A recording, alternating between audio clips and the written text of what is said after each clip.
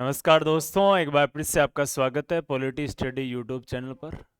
हम बात कर रहे हैं भारतीय संविधान निर्माण और संविधान सभा, भारतीय संविधान के स्रोत, भारतीय संविधान की विशेषताओं के महत्वपूर्ण प्रश्नों के संदर्भ में। हम विस्तृत चर्चा और व्याख्या के साथ में इस प्रश्नों को पढ़ेंगे। यानी आज की क्लास में आपके संविधान सभा, संविधान के स्रोत और विशेषताओं की बहुत सारी जो कॉन्सेप्ट है वो कंप्लीट करवाएंगे। ठीक है, आइए देखते हैं। सबसे पहले प्रश्न है, साम्यवाद के जनक भारत में कौन माने जाते हैं?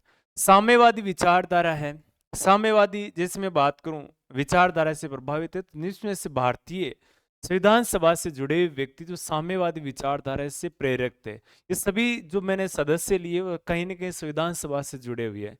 भारतीय संविधान में भी साम्यवाद का विचार का प्रभाव पड़ा है। उस समय साम्यवादी, अगर मैं सोवियत संघ, रूस, साम्यवादी चीन, इनके विचारों से प्रभावित है। तो याद रखना, एम एन रॉय, मानवेंद्र नाथ रॉय जो है वो साम्यवादी और नव मानवतावादी विचारधारा से जुड़े हुए थे। नव मानवतावादी। ठीक है, नेक्स्ट देखो इसमें, उद्देश्य प्रस्ताव कब और किसके द्वारा प्रस्तुत किया गया था? उद्देश्य प्रस्ताव भारतीय संविधान सभा में एक तो कब और किसके द्वारा प्रस्तुत किया गया था? तो याद रखना, उद्देश्य प्रस्ताव है पंडित जवाहरलाल नेहरू द्वारा।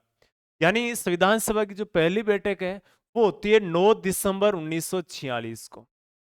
9 दिसंबर 1946 को पहली बैठक होती है और संविधान सभा की 13 दिसंबर 1946 को जो बैठक होती है, लगातार पांचवी बैठक होती है, ये ध्यान रखना। इस बैठक में पंडित जवाहरलाल नेहरू द्वारा उद्देश्य प्रस्ताव प्रस्तुत किया गया था। और इस उद्देश्य प्रस्ताव को संविधान सभा द्वारा स्वीकार कब किया गया? तो याद रखना है 22 जनवरी 1947 को।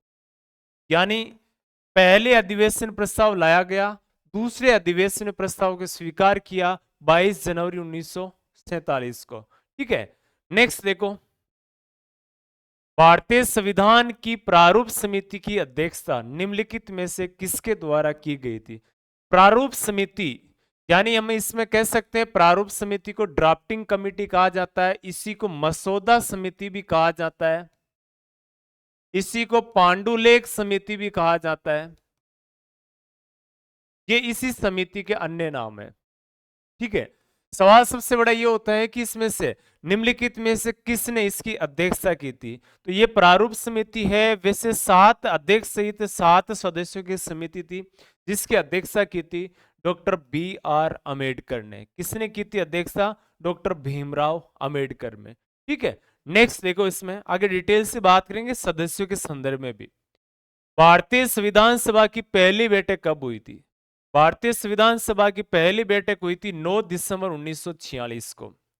कहां हुई थी? तो संविधान भवन है वर्तमान में नाम जिसका, उसमें 9 दिसंबर 1946 को प्रातः 11 बजे संविधान सभा की पहली बैठक हुई थी। और 389 सदस्यों में से संविधान सभा की पहली बैठक में 207 सदस्य पहुंचे थे। और पहले अधिवेशन का पूछा जाए तो याद रखना है 211 सदस्य इस अधिवेशन में आए थे। संविधान सभा की पहली बैठक में प्रोटेम स्पीकर याद रखना, यानी अस्थायी अध्यक्ष की बात करें तो अस्थायी अध्यक्ष बनाया था सच्चिदानंद सिन्हा को, अस्थायी उपाध्यक्ष बनाया था फ्रैंको एंथनी को। ये कुछ बातें। और पहली बैठक में 15 महिलाओं में से 10 महिलाएं उपस्थित हुई थी। ठीक है, नेक्स्ट देखो, प्रारूप समिति में निम्न में से कौन एक सदस्य सम्मिलित नहीं था? यानी प्रारूप समिति की मैं एक चीज बात करूं तो याद रखना, एक तो B.R. अम्बेडकर इसके क्या थे? B.R. अम्बेडकर प्रारूप समिति के अध्यक्ष थे। एक चीज में याद रखना है तो एक की एन गोपाल स्वामी अयंगर भी इसके सदस्य थे। एक याद रखना है इसमें,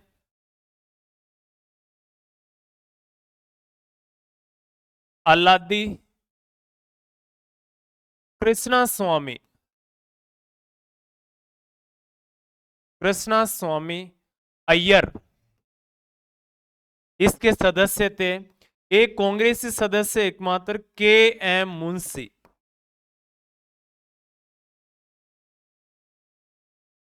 के एम मुंशी इसके सदस्य थे, सैयद मोहम्मद सारदुल्ला, सैयद मोहम्मद सारदुल्ला एकमात्र मुस्लिम सदस्य इसमें थे। ठीक है, और एक नाम याद रखना, एन माधव राव,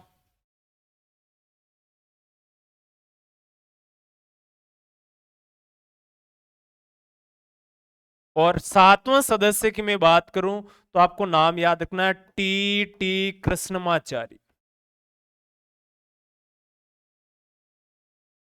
ठीक है, एन माधवराव बीएल मित्र के स्थान पे आए थे, और टीटी कृष्णमाचार्य डीपी खेतान के स्थान पे आए थे। बीएल मित्र अस्वस्थ होने की वजह से आए थे उनके स्थान पे। ये 7 सदस्य भारतीय संविधान की जो प्रारूप समिति उसमें सदस्य थे। और याद रखना, प्रारूप समिति का गठन हुआ था 29 अगस्त 1947 को। कब गठन हुआ था? 29 अगस्त 1947 को। जिसके अध्यक्ष कौन थे? तो याद रखना, doctor B R Ambedkar. Ambedkar को इस समिति का अध्यक्ष बनाया था 30 अगस्त 1947 को। 30/8/47 को इनको अध्यक्ष बनाया था। उसके बाद में इस समिति ने प्रारूप बनाने का कार्य प्रारंभ किया था, और भारतीय संविधान का पहला प्रारूप बी एन राव ने बनाया था। ठीक है, इसमें देखो कौन सा सदस्य नहीं है, तो पहला ही ऑप्शन राइट हो जाएगा। पंडित जवाहरलाल नेहरू प्रारूप समिति के सदस्य नहीं थे। ठीक है, और याद रखना अल्लादी कृष्ण स्वामी अय्यर है, एक अय्यर शॉर्ट में याद रखना। मोहम्मद सारदुल्ला, सैयद मोहम्मद सारदुल्ला हो गए। कन्हैयालाल माणिकलाल मुंशी एकमात्र कांग्रेसी, एकमात्र मुस्लिम। ठीक है, नेक्स्ट देखो, निम्नलिखित कथनों पर विचार कीजिए। और देखो कथन दिए हुए, भारत का संविधान अपने मूल ढांचे को, यानी मूल ढांचे की बात इसमें आ रही है, संघवाद, पंथ निरपेक्षता, मूल अधिकारों तथा लोकतंत्र के रूप में परिभाषित करता। हाँ, संघवाद तो मूल ढांचे में है, पंथ निरपेक्षता भी है, लेकिन मूल अधिकार और लोकतंत्र ये है मूल ढांचे में सम्मिलित नहीं है। भारत का संविधान नागरिकों की स्वतंत्रता तथा उन आदर्शों जिन पर संविधान आधारित है की सुरक्षा हेतु न्यायिक पुनरावलोकन की व्यवस्था करता है। भारतीय संविधान में वैसे तो न्यायिक पुनरावलोकन शब्द कहीं लिखा हुआ नहीं है, लेकिन न्यायिक पुनरावलोकन की एक चीज में बात करूं, जैसे अनुच्छेद 137 है, वो किसी न्यायालय द्वारा खुद के निर्णय की समीक्षा करना। अनुच्छेद 13 है, सरकार द्वारा विधि निर्मित की जाती है उसकी वापस पुनः समीक्षा करना। तो ये एक न्यायिक पुनरावलोकन अप्रत्यक्ष रूप से भारतीय संविधान में दिखाई देता है। और वैसे अगर बात करें तो अमेरिका के संविधान से लिया गया न्यायिक पुनरावलोकन अमेरिका के संविधान में भी नहीं लिखा हुआ है, और भारतीय संविधान में स्पष्ट तौर पे ये शब्द से नहीं लिखा हुआ है, ध्यान रखना। तो दूसरा कथन क्या हो जाएगा इसमें? राइट हो जाएगा। क्वेश्चन का आंसर क्या हो जाएगा? केवल 2 नंबर कथन इसमें सही है। बहुत जबरदस्त और शानदार लेवल के प्रश्न है, ध्यान रखना। अगर आप इसमें से किसी भी प्रकार से यूपीएससी, अगर आप किसी भी मान लो कि राज्य की अगर मैं बात करूं, तो कोई भी पीएससी एग्जाम की तैयारी कर रहे हो तो इस लेवल के क्वेश्चन आपकी बहुत अच्छे और जबरदस्त आने वाले हैं। नेक्स्ट देखो, इसमें निम्नलिखित कथनों पर विचार कीजिए। उद्देश्य प्रस्ताव 13 दिसंबर 1946 को प्रस्तुत किया गया था पंडित जवाहरलाल नेहरू को। उद्देश्य प्रस्ताव सरदार पटेल द्वारा लाया गया था। बिल्कुल नहीं, सरदार पटेल नहीं थे, पंडित जवाहरलाल नेहरू द्वारा यह प्रस्ताव लाया गया था। ठीक है, तो कथन में सीधा सीधा है, कथन नंबर 1 क्या हो जाएगा? सही, और 2 नंबर कथन क्या है? गलत हो जाएगा। The constitution is settled by the assembly be passed. प्रस्ताव संविधान सभा में किसने प्रस्तुत किया? बहुत अच्छा और जबरदस्त सवाल है। यानी जिस दिन यानी संविधान बनकर तैयार हो गया था, और आपको याद है कि भारतीय संविधान निर्माण में प्रारूप समिति ने जैसे ही अपना संविधान 30 अगस्त 1947 से लेकर 21 फरवरी 1948 तक अपना संविधान तैयार करके एक प्रारूप बनाकर दिया था। उस प्रारूप पर 3 वाचन हुए थे, 3 वाचन हुए थे, और आज भी कानून निर्माण में 3 ही वाचन होते हैं। 3 वाचन की मैं बात करूं तो याद रखना, इसमें पहला वाचन हुआ था 4 से 9 नवंबर 1948 को। पहला वाचन कब हुआ था? 4 से 9 नवंबर 1948 को। दूसरा वाचन इसमें हुआ था जो सबसे लंबा और लंबे समय तक चला था, याद रखना, इसमें 15 अक्टूबर 15 नवंबर 1948 से लेकर 17 अक्टूबर 1948 तक।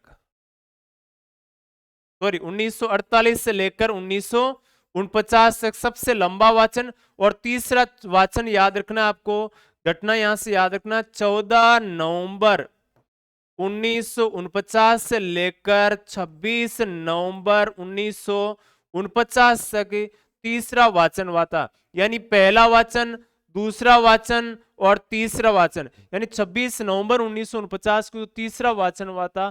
तीसरे वाचन के बाद में यहां पर बी आर अम्बेडकर द्वारा ये the constitution as settled by the assembly bill passed एक प्रस्ताव लाया गया था, जिस प्रस्ताव को जैसे ही स्वीकृति मिली संविधान बनकर क्या हो गया था, उस समय रेडी और तैयार हो गया था। तो किसके द्वारा लाया गया था? बी आर अम्बेडकर के द्वारा यह प्रस्ताव लाया गया था।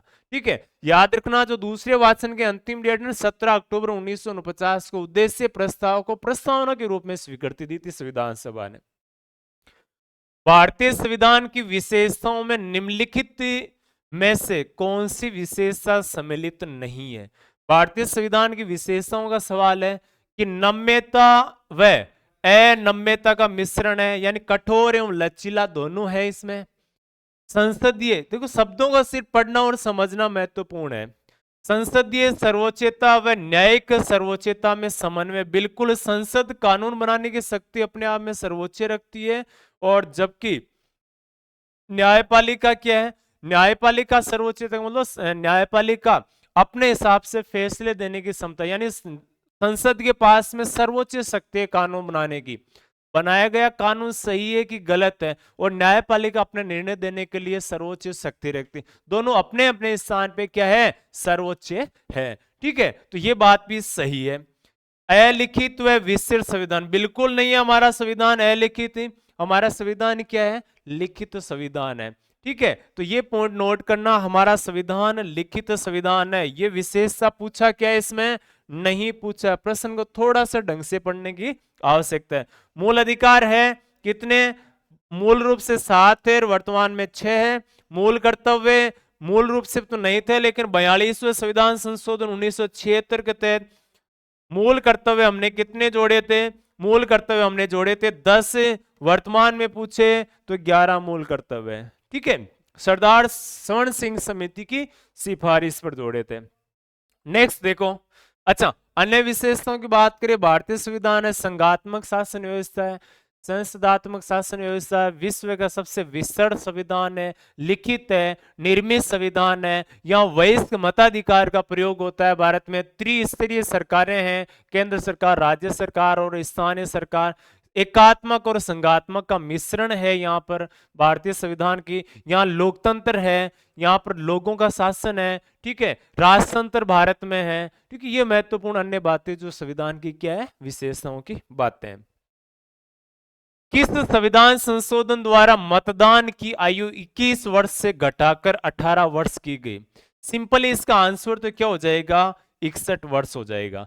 ठीक है, लेकिन याद क्या रखना है?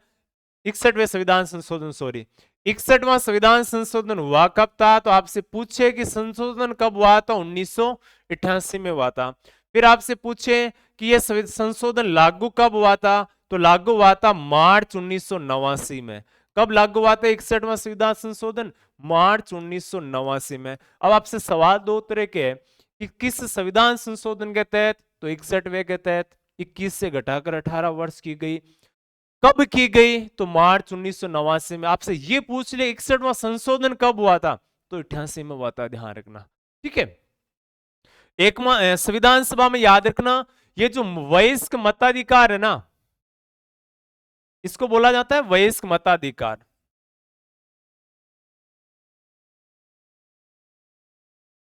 वयस्क मताधिकार पर संविधान सभा में सबसे कम चर्चा हुई थी, ध्यान रखना, सबसे कम चर्चा। और यहां से आपसे पूछे कि सर्वाधिक चर्चा किस मुद्दे पर हुई थी? तो सर्वाधिक मुद्दा हुआ था भाषा पर, कि राजभाषा किसे बनाए या राष्ट्रभाषा किसे बनाए। इस मुद्दे को लेकर सबसे ज्यादा संविधान सभा में चर्चा हुई थी। फिर मुंशी अयंगर फॉर्मूले के तहत राजभाषा हिंदी बनाई गई थी।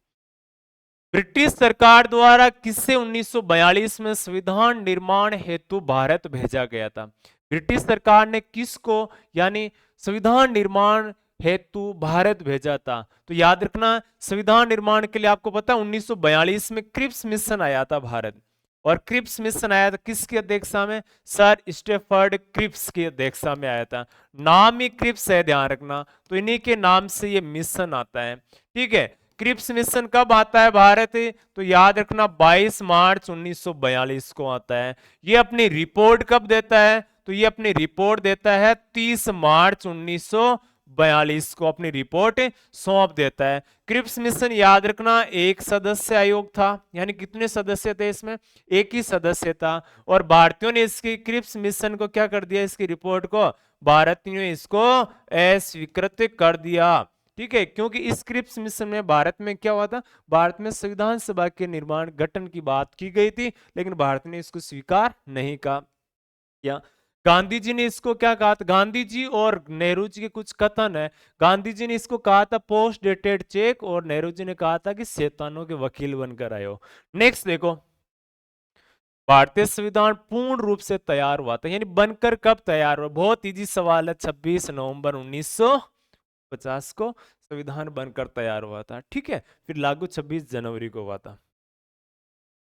डॉक्टर बी आर अम्बेडकर की अध्यक्षता में संविधान सभा की प्रारूप समिति में अन्य कितने सदस्य थे?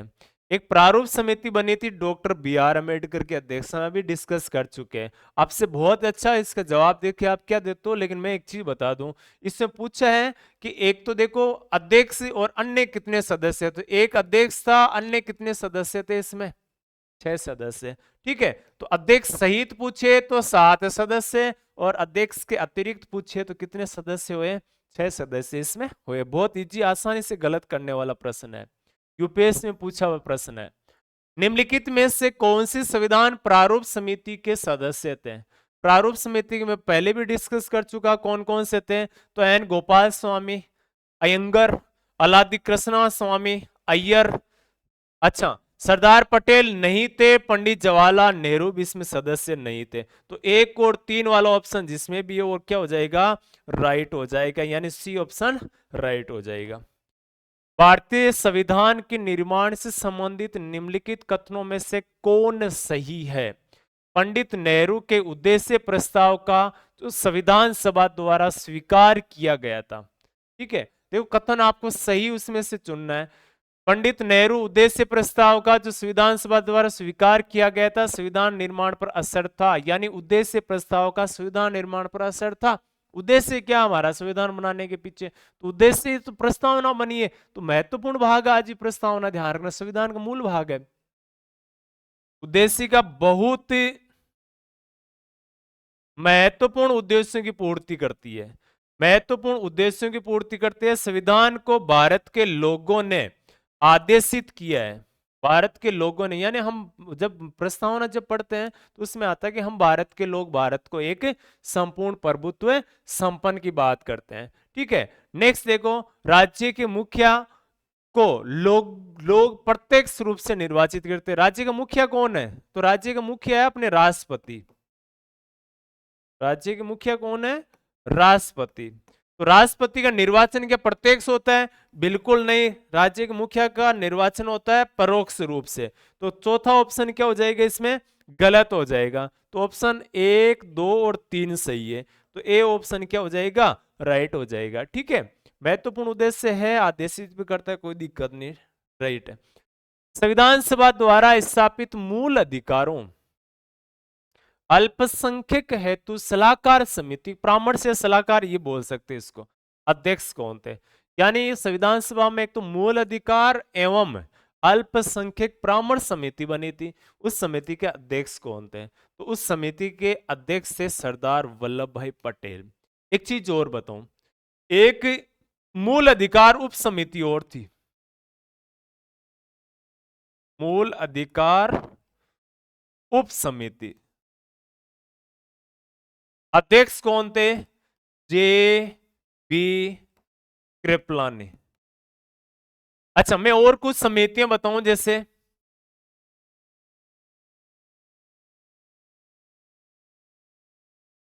संविधान समिति, संघ संविधान समिति,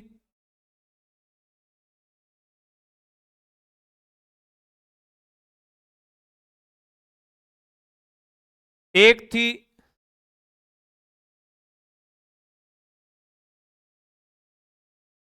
संघ शक्ति समिति,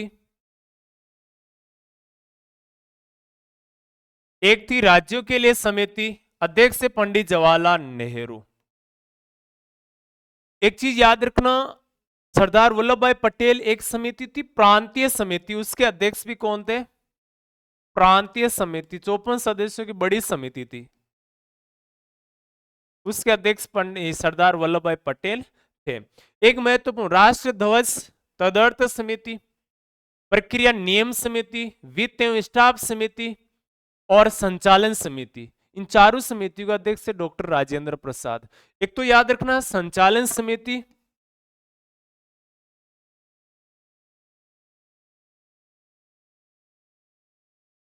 इसके अध्यक्ष कौन थे? डॉक्टर राजेंद्र प्रसाद थे। आपसे ये पूछा जाए कार्य संचालन समिति, तो कार्य संचालन समिति इसके के मुंशी थे, ध्यान रखना, ठीक है। संचालन समिति बड़ी समिति थी, कार्य संचालन समिति छोटी समिति, के मुंशी की अध्यक्षता में थी। ये पॉइंट दो चार बातें नोट कर लेना। संविधान को 26 जनवरी के दिन लागू करने का निर्णय इसलिए लिया गया क्योंकि कांग्रेस ने इस तिथि को 1930 में स्वतंत्रता दिवस समारोह के रूप में मनाया था। बिल्कुल सही बात है, आगे सोचना ही नहीं है कुछ ज्यादा। याद रखना 26 जनवरी 1930, घटना आपको पता हो तो रावी नदी के तट पर, रावी नदी के तट पर भारत ने पहली बार स्वतंत्रता दिवस मनाया था और इसी तट पर हमने तिरंगा झंडा फहराया था। घटना आपको याद होगी और इसी घटना को याद रखने के लिए हमने 26 जनवरी 1950 को संविधान को लागू किया था, ठीक है। नेक्स्ट देखो, भारतीय संविधान के निर्माण के समय संवैधानिक सलाहकार कौन थे? भारतीय संविधान के यानी भारतीय संविधान के निर्माण के समय संवैधानिक सलाहकार कौन थे? तो ऑप्शन आ जाएगा B N Rau. B N Rau भारतीय संविधान सभा के सदस्य नहीं थे। संवैधानिक सलाहकार, इसको ये भी कह सकते हैं कानूनी सलाहकार, बी एन राव थे, ध्यान रखना। बी एन राव ने भारतीय संविधान का पहला प्रारूप बनाया था। भारतीय संविधान का जो पहला प्रारूप था ना, वो इन्होंने निर्मित किया था और इन्होंने कहा था कि भारतीय संविधान में अनुच्छेद 243, और इन्होंने कहा कि अपने प्रारूप के अनुसार अनुसूचियां कितनी होगी, 13 अनुसूचियों का प्रावधान दिया था। बाद में अंबेडकर ने दूसरी बार में प्रारूप तैयार किया था। विनयेंद्र नरसिम्हा राव पूरा नाम था, अंतरराष्ट्रीय न्यायालय में न्यायाधीश रह चुके। भारत सरकार द्वारा राजकीय चिन्ह कब से अंगीकृत किया गया? जिस दिन हमारा संविधान लागू हुआ उसी दिन से राजकीय चिन्ह अंगीकृत किया गया, तो 26 जनवरी 1950 को। भारत ने संवर्धित सूची की संकल्पना उद्धृत की, यानी संवर्धित सूची हमने कहां से लिए? तो संवर्धित सूची हमने लिए ऑस्ट्रेलिया के संविधान से। किससे लिए? ऑस्ट्रेलिया के संविधान से, ठीक है। अच्छा, कुछ और बातें इसमें, यूएसएसआर रूस है, ध्यान रखना। यूएसएसआर का मतलब है सोवियत संघ रूस, और लिए क्या हमने यहां से? मूल कर्तव्य लिए, ठीक है। नेक्स्ट देखो, भारत की संघात्मक व्यवस्था निम्नलिखित में से किस देश से संबंधित है? संघात्मक शासन व्यवस्था भारत में, और संघात्मक शासन व्यवस्था किस देश से प्रभावित है? कनाडा के संविधान से। अच्छा, कनाडा से एक याद रखना, राज्यपाल की जो नियुक्ति है ना, राज्य के राज्यपाल की नियुक्ति, वो भी हमने कनाडा के संविधान से ली है। ये प्रावधान मुख्य रूप से आपको याद रखना है, महत्वपूर्ण चीजें है इसमें। नेक्स्ट देखो, लिखित संविधान का प्रारंभ निम्नलिखित में से किस देश में हुआ था? यानी लिखित, पहली बार संविधान लिखने वाला कौन सा देश था? तो लिखने का काम अमेरिका से शुरू हुआ है, ध्यान रखना। तो भारतीय संविधान भी क्या है? लिखित संविधान है। जबकि ब्रिटेन का संविधान क्या है? अलिखित संविधान है। अच्छा, अलिखित का मतलब ब्रिटेन का संविधान है ना, परंपराओं पर चल रहा है। और परंपराओं की बात करें तो जब कभी उनको लगता है तो डायसी की 1885 में एक बुक लिखी हुई है कानून पर, उस कानून के आधार पर ब्रिटेन का शासन संचालित हो रहा है। भारतीय मूल संविधान में शामिल थे। भारतीय मूल संविधान में क्या क्या था? तो 395 अनुच्छेद, 22 भाग और 8 अनुसूचियां। अब वर्तमान के अनुसूचियों की संख्या तो हमने 8 से बढ़ा के कितनी कर दी? 12 कर दी, लेकिन भाग गणना में तो 25 है, लेकिन है 22 ही मुख्य रूप से, क्योंकि और अनुच्छेद 395 ही है। हमने 396 नंबर पे कोई अनुच्छेद एंट्री नहीं की, तो वही अनुच्छेद रहने हैं। ठीक है। भारतीय संसदीय प्रणाली ब्रिटिश संसदीय प्रणाली से इस बात में भिन्न है कि भारत में वास्तविक, यानी ब्रिटिश और भारतीय संसदीय प्रणाली में दोनों में अंतर क्या है वो आपको ढूंढना है।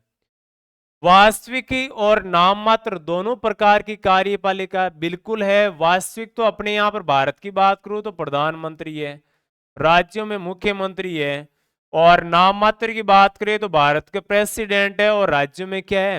गवर्नर, जो राज्यपाल होते हैं वो नाम मात्र के होते हैं। ठीक है।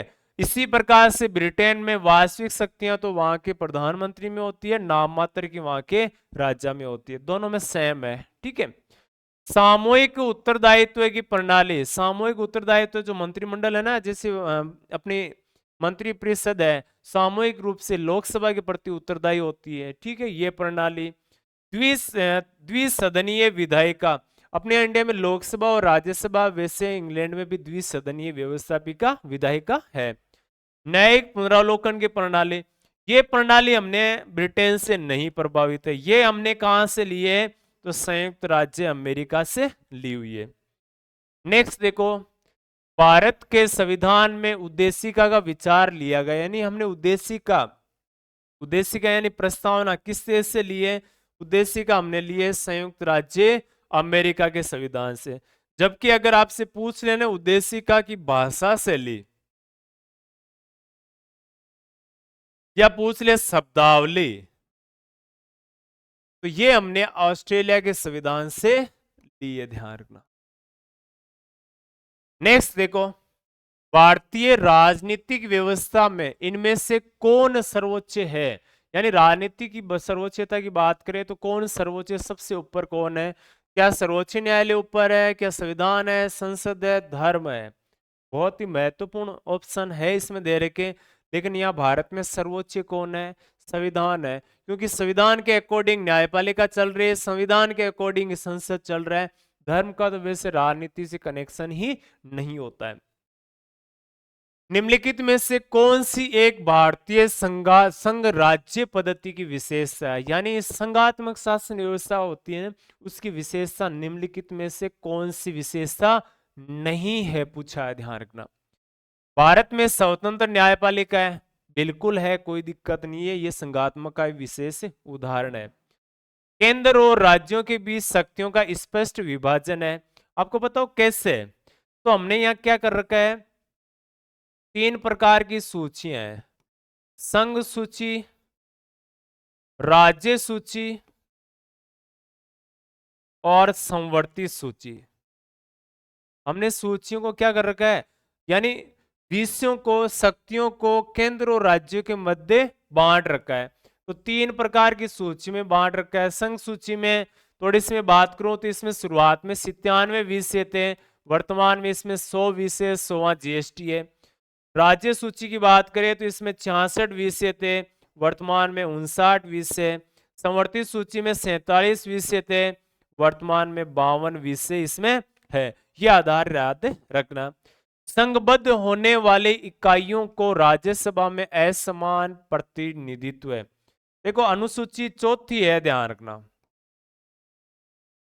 अनुसूची 4 में यह कहा गया है केंद्र यानी जो राज्यसभा है, उस राज्यसभा में राज्यों से जनसंख्या के अनुपात में प्रतिनिधित्व है। तो सबको प्रतिनिधित्व यानी शक्तियों का हम क्या कर रहे हैं? विभाजन कर रहे हैं। तो इस शक्तियों का विभाजन किस में आता है? संघात्मक में आता है। ठीक है। शक्तियां जहां एकत्रित होती है वहां एकात्मक होता है, जैसे आपातकाल में राष्ट्रपति शासन लागू होना, आपातकाल की स्थिति होना, किसी देश से संधि समझौता या युद्ध के समय शक्तियां राष्ट्रपति में निहित होना, ये सारी किस में आती है? एकात्म। जैसे एक नागरिकता है, भारत की एकल नागरिकता है, ये सारी किस में आती है? ये एकात्म में आती है। ठीक है। तो एक देखो यह है संघबद्ध होने वाली इकाइयों के बीच एक सहमति का परिणाम। सभी का ये एक सहमति देश का मतलब उदाहरण किसका हो गया? संघात्मक का नहीं, एकात्मक का हो गया। और पूछा इसमें नहीं है, इसका मतलब डी ऑप्शन सही हो जाएगा। भारतीय संविधान में राज्यों का संघ। देखो भारतीय संविधान का आपको याद रखना है, एक तो याद रखोगे भाग एक, एक आप याद रखोगे भाग एक में अनुच्छेद भी एक, अनुच्छेद एक, और अनुच्छेद एक में लिखा हुआ है भारत अर्थात इंडिया राज्यों का संघ, राज्यों का संघ, ठीक है। यूनियन स्टेट ऑफ इंडिया लिखा हुआ है। इसमें शब्द ये है कि ये जो राज्यों का संघ शब्दावली है ना, ये हमने कहां से ली? ठीक है, तो राज्यों का संघ शब्दावली हमने ली थी, ब्रिटिश नॉर्थ अमेरिकन एक्ट आया था, उस एक्ट से ये शब्दावली हमने ली है हमारे संविधान में। ठीक है, नेक्स्ट देखो, निम्नलिखित कथनों पर विचार कीजिए और नीचे दिए गए कोट से सही उत्तर को चुनिए। सही उत्तर आपको ढूंढना है इसमें। देखो भारत एक लोकतांत्रिक देश है, बिल्कुल है, इसमें कोई दो राह नहीं, कोई दिक्कत नहीं है। भारत क्या है? लोकतांत्रिक देश है।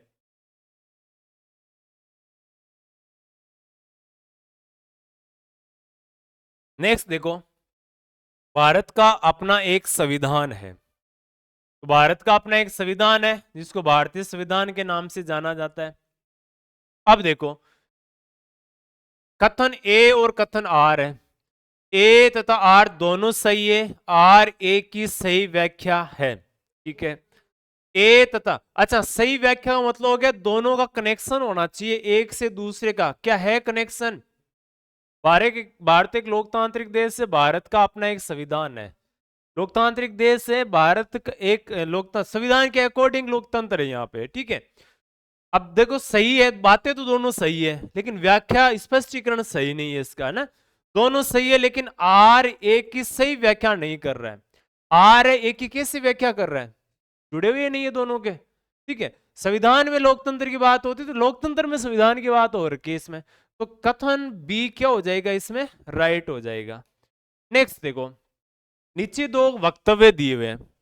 भारत का संविधान देश की आवश्यकताओं की पूर्ति करता है, देश की आवश्यकताओं की पूर्ति करता है क्योंकि संविधान में बहुत सारी बातें लिखी हुई है, समाजवादी विचारधारा भी है, आर्थिक विचारधारा भी इसमें दी है, न्याय की बात भी इसमें दी गई है ना। इसको एक ग्रहित संविधान कहा जाता है, यानी ग्रहण किए उन्होंने बहुत सारी बातें।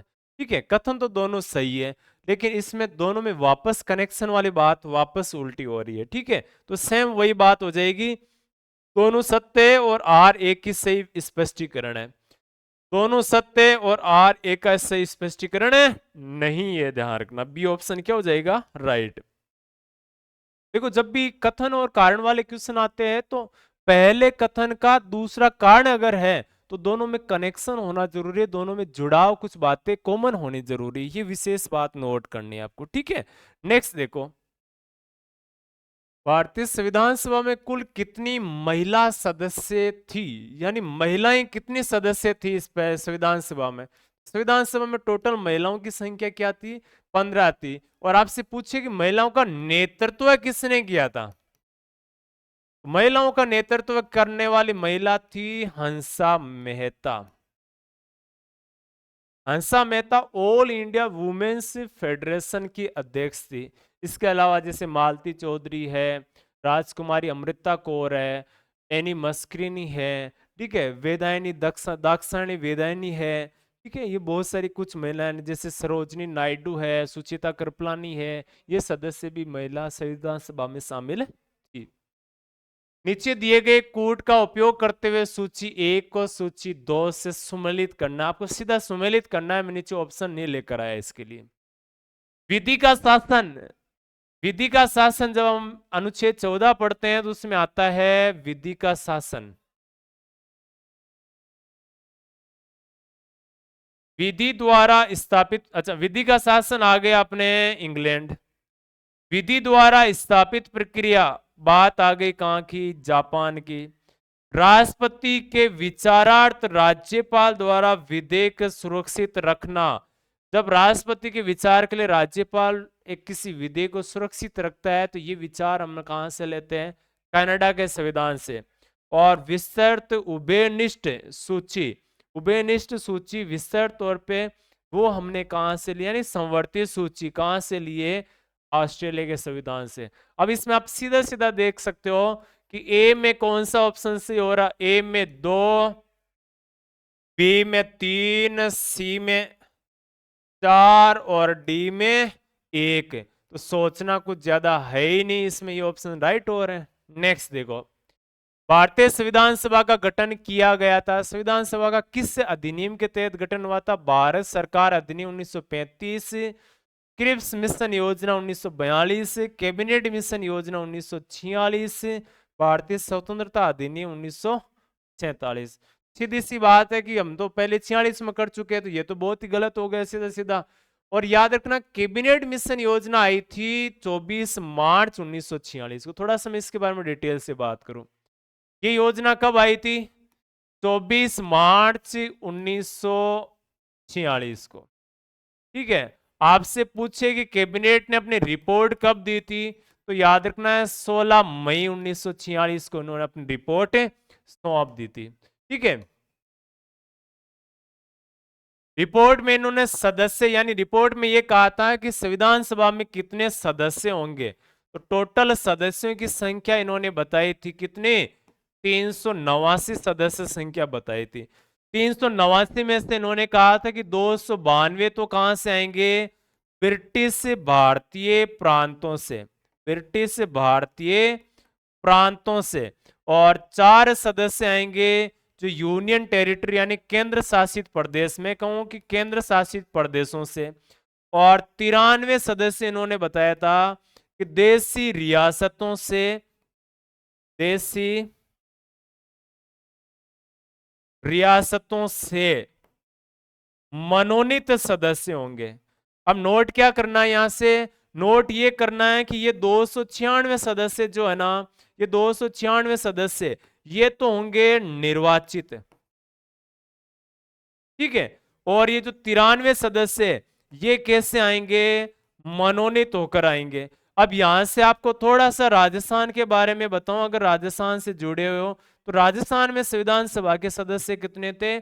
12, जिसमें 11 तो थे मनोनीत और 1 अजमेर मेरवाड़ा के सदस्य निर्वाचित था।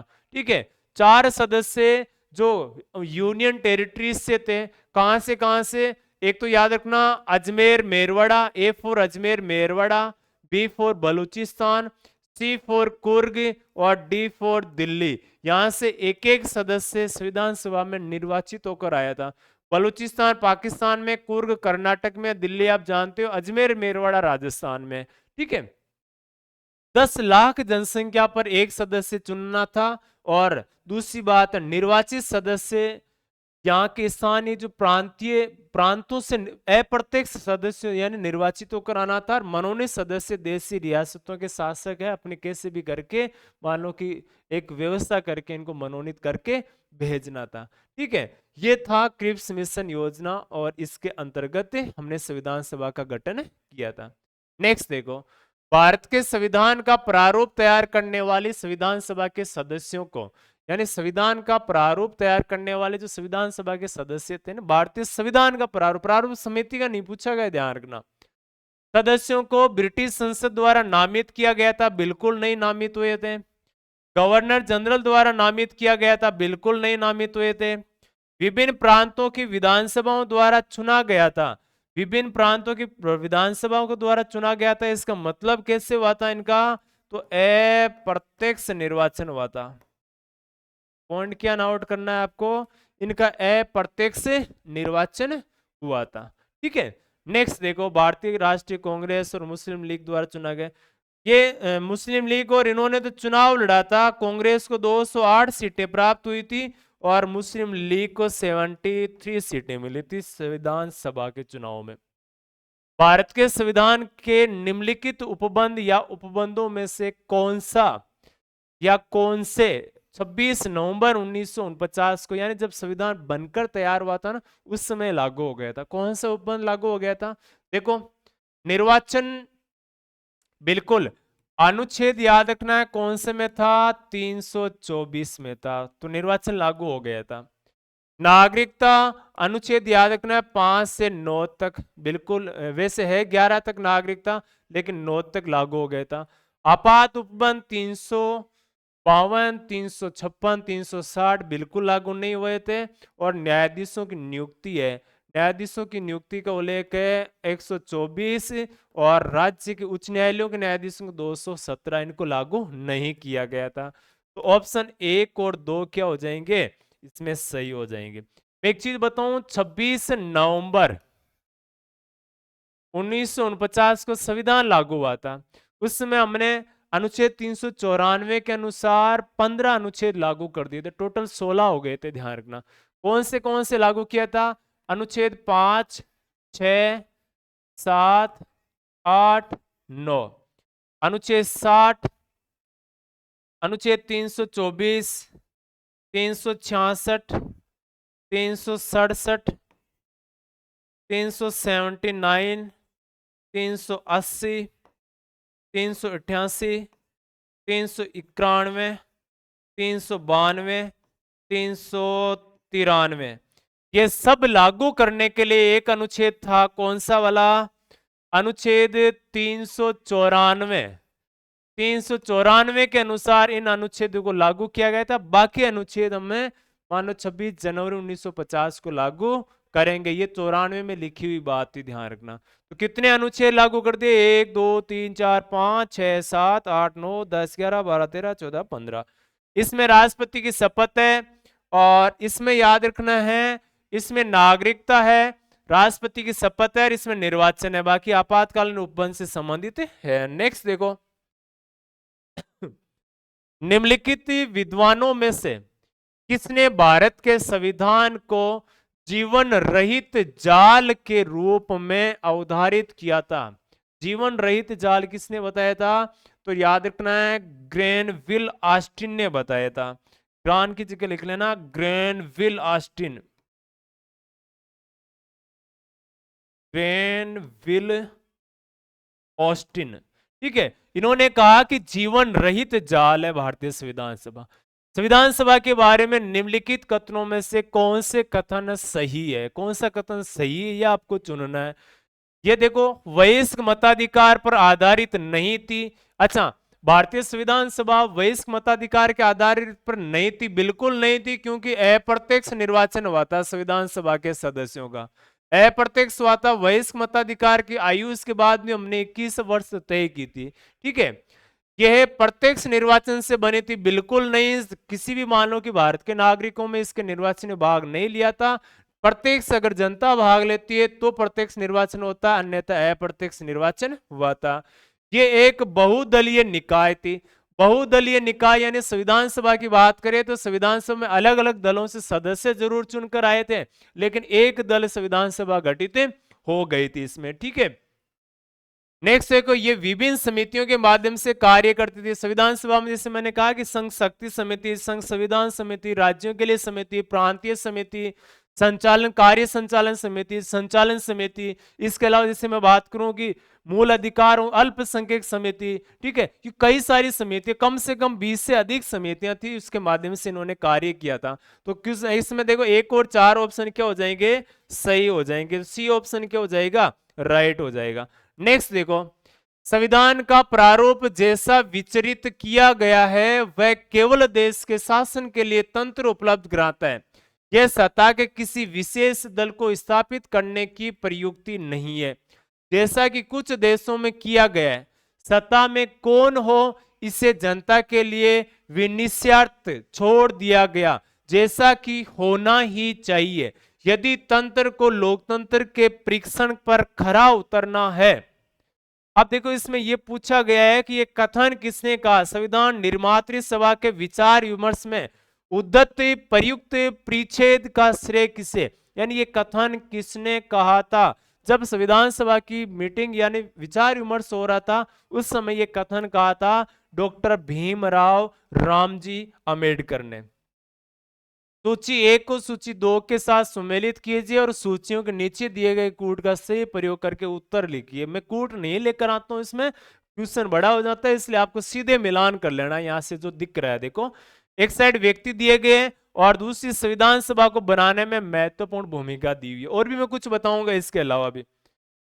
डॉक्टर राजेंद्र प्रसाद क्या थे?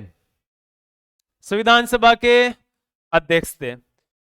टी कृष्णमाचारी, कृष्णमाचारी याद रखना प्रारूप समिति के क्या थे? सदस्य थे। एक आपसे पूछ लेने वीटी कृष्णमाचारी, तो ये संविधान सभा के उपाध्यक्ष से, ध्यान रखना, राजस्थान से, जयपुर रियासत से चुनकर गए थे। एच सी मुखर्जी, हरेंद्र कुमार मुखर्जी संविधान सभा के क्या थे? उपाध्यक्ष से। दो उपाध्यक्ष से, एच सी मुखर्जी और V T Krishnamachari. B R Ambedkar संविधान सभा की जो प्रारूप समिति थी उस समिति के क्या थे? ये अध्यक्ष थे। अच्छा मैं पूछूं कि संविधान सभा के सचिव कौन थे? तो संविधान सभा के सचिव थे एच वी आर अयंगर। सचिव कौन थे? एच वी आर अयंगर थे। संवैधानिक सलाहकार कौन थे? बी एन राव थे। ध्यान रखना बी एन राव को संवैधानिक सलाहकार इसमें बनाया गया था। ठीक है, और इसके अध्यक्ष आए गए। उपाध्यक्ष की बात कर लेते हैं। उपाध्यक्ष थे एक तो देखो एस सी मुखर्जी, हरेंद्र कुमार मुखर्जी होता है इसका, और एक याद रखना है वीटी कृष्णमाचारी।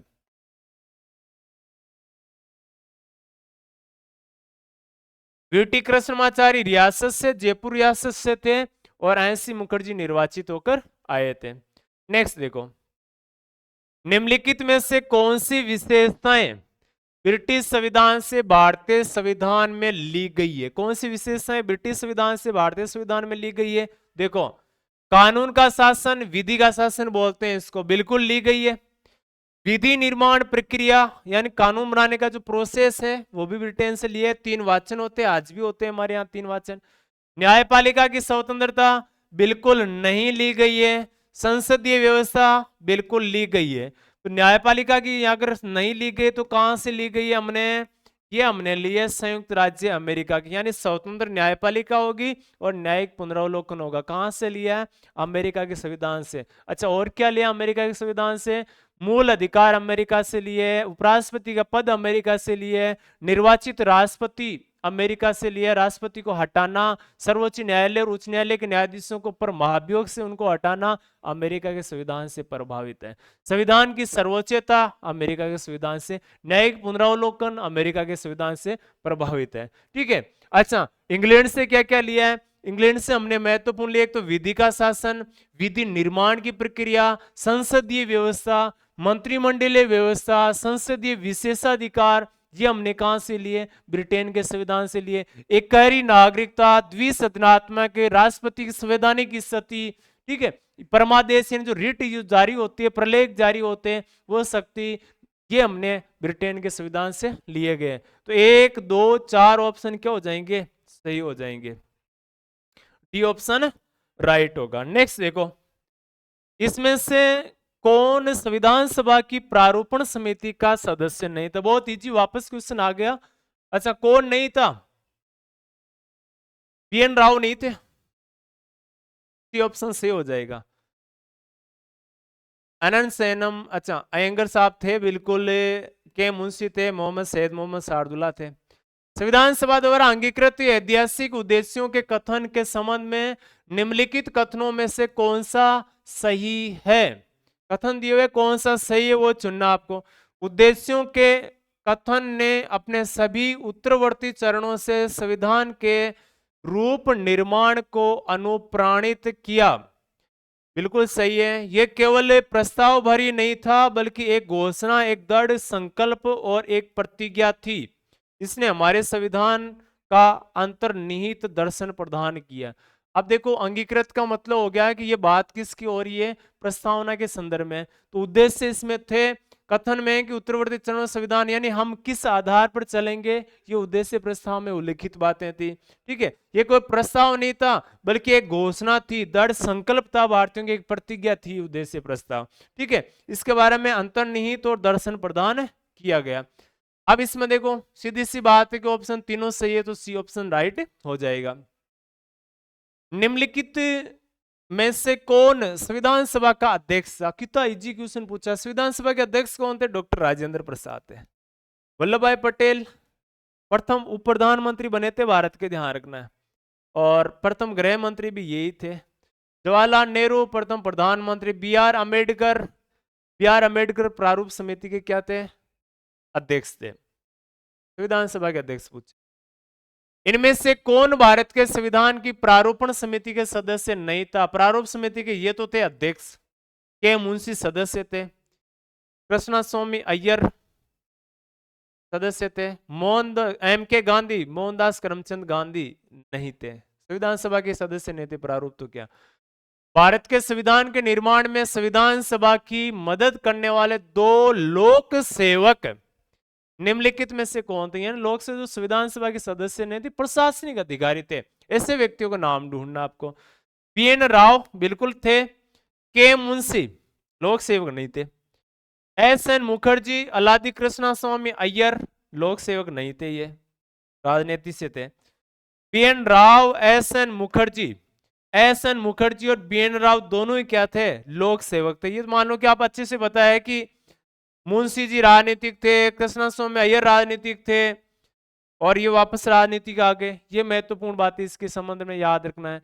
संविधान सभा के किस सदस्य ने समाधान प्रस्तावित किया कि भारत का राष्ट्रीय ध्वज समान अनुपात में केसरी, सफेद और गहरे हरे रंग का 37 तिरंगा हो? यानी ये विचार किसका है कि भारतीय जो ध्वज है ना, राष्ट्रीय ध्वज, उसमें देखो एक तो रंग आपको पता है कि केसरी है, एक रंग सफेद है और एक रंग हरा है। ये तीनों का अनुपात है ना बराबर हो, ये और ऐसा 37 तिरंगा, यानी इस प्रकार से 37 स्थिति में तिरंगा हो जिसके बीच में गहरे नीले रंग का एक चक्र हो। ये विचार किसके थे? ये विचार थे पंडित जवाहरलाल नेहरू के, जो आज हमारा तिरंगा वर्तमान में है। ये महत्वपूर्ण है हमारे संविधान निर्माण एवं विशेषताओं के संदर्भ में महत्वपूर्ण प्रश्न पॉलिटी स्टडी यूट्यूब चैनल पर। जितने साथी जुड़े, क्लास कैसी लगी ये जरूर कमेंट करें। और आपको नेक्स्ट है पॉलिटी से संबंधित है, संविधान के आगे की जो मान लो की क्लासें हैं वो रेगुलर अपलोड हो जाएगी। आज के लिए जय हिंद, नमस्कार साथी।